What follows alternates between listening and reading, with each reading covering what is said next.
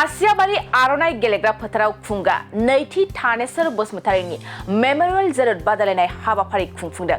खासियाबारिनि आर'नाइ गेलेग्रा फोथाराव सानसेनि हाबाफारिजों फुंखा क्लाबनि बानजायनायाव रुंसारि थानेश्वर बसुमतारीनि गोसोखां जोलुर बादायलायनाय खुंफुंदों। मख'जाथाव दि बे जोलुर बादायलायनाय हाबाफारियाव मिरु इउपिपिएल दोलोनि गाहाय नेहाथारि राजु नार्जारिया गाहाय आलासि महरै नुजाथिफैयो। बेजों लोगोसेनो ओनसोलनि गोबां मेलेमजिबि आरो आथिखालनि बर' सुंद' सावथुननि फावगिरि प्रेक्टिकल बसुमतारी लोगोसे मनिषा नार्जारि बिथांमोनाबो हाबाफारियाव बाहागो लाफैनानै मेहेरगोनां खालामफैयो। फैदो दानिया राजु नार्जारिया जोंनि खौरांगिरिनि गेजेरजों मा फोरमायदों आबुङै मिथिना लानि। नार्जारिया सासे समाज सिबियारिमोन। ओरैहाय वेस्टार्न रेन्जनि बिथाङा सासे गावबुरामोनबो।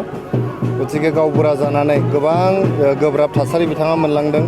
गोदोनि आन्दलननि समाव आर्मिनि बा जोंनि रिभलुसनारिसफोरनि बा जोंनि जे आर्मि अपारेशन्सफोर माफोर बेफोराव जोबोद खस्थ' मोनलांनाय मानसि बियो। बेफोर खस्थ'नि गेजेरावबो समाजखौ सिबिलांनो बिथाङा नाजालांदों। बिथाङा न'खरखौ जोबोद मोजाङै बेंलांदों। बिथांनि फिसाज्ला आथिखालनि मानगोनां एमएलए जिरन बसुमतारी आदाया गोबां बोसोर फ्राय 30-40 बोसोर बिथाङा आन्दलनजों जड़ित जानानै थादों। बर'नि जे जांख्रिथाय बे आलादा हादोरनि जांख्रिथाय बेयाव बिथाङा जड़ित जादों आरो जेब्लायबो समाजखौ सिबिनो बिथाङा नाजादों। बेनि गेजेरजोंहाय फैनानै बिथाङा दिनै एमएलए जाफैनो हादों। एमएलए जानानैबो बिथाङा समाजखौ सिबिनो सेस्था खालामदों। बेनि थाखायनो दिनै बे नैथि थानेश्वर बसुमतारी गोसोखां जोलुर बादायलायनायाव नुजाफैनानै आं जोबोद गोजोननाय मोनदों। क'क्राझार मक्रापारायाव थानाय साम कलेज अफ नार्सिं क'क्राझाराव गोदान फरायसाफोरनि एडमिशन एबा मुं थिसननाया सोलिगासिनो। नार्सिं कर्स फरायनो गोसो गुदुं फरायसाफ्रा फैगौ 30 अक्ट'बर खालारसिमनि गेजेराव मुं थिसनफैनो हागोन। क'क्राझार सोहोरनि खोला फारसे मक्रापारायाव थानाय साम कलेज अफ नार्सिं क'क्राझारा निउ दिल्लीयाव थानाय इन्डियान नार्सिं काउन्सिल आरो गुवाहाटीयाव थानाय Assam nurse midwives and health visitors काउन्सिलनि सिङाव एफिलिएटेड जानायजों लोगोसे गभर्नमेन्ट अफ आसामनि हेल्थ एन्ड फेमिलि वेलफेयार डिपार्टमेन्टजों गनायथि होजानाय गंसे गाहाम खाबु थानाय साम कलेज अफ नार्सिं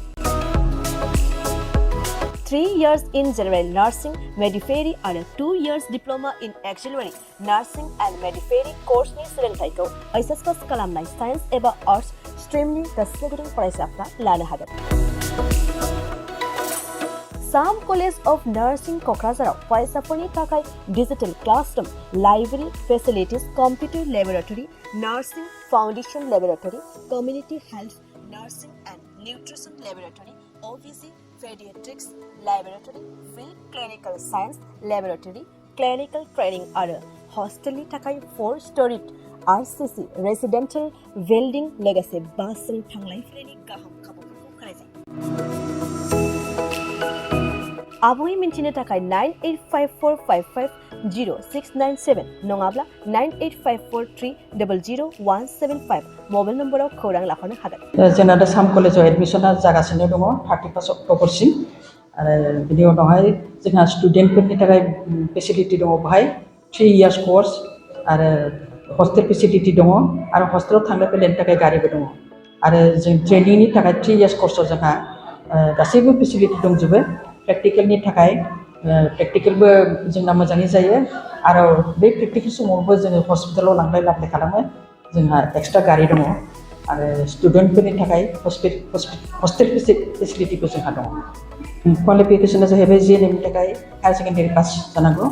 बिहेखि साइन्सबा साबसिन जायो खिन्थु जों आर्ट्सनिखौबो लायो आरो एएनएमनि थाखायबो हायार सेकेन्डारि पास। एएनएम कर्सआ 2 years कर्स, जिएनएमआ 3 years कर्स।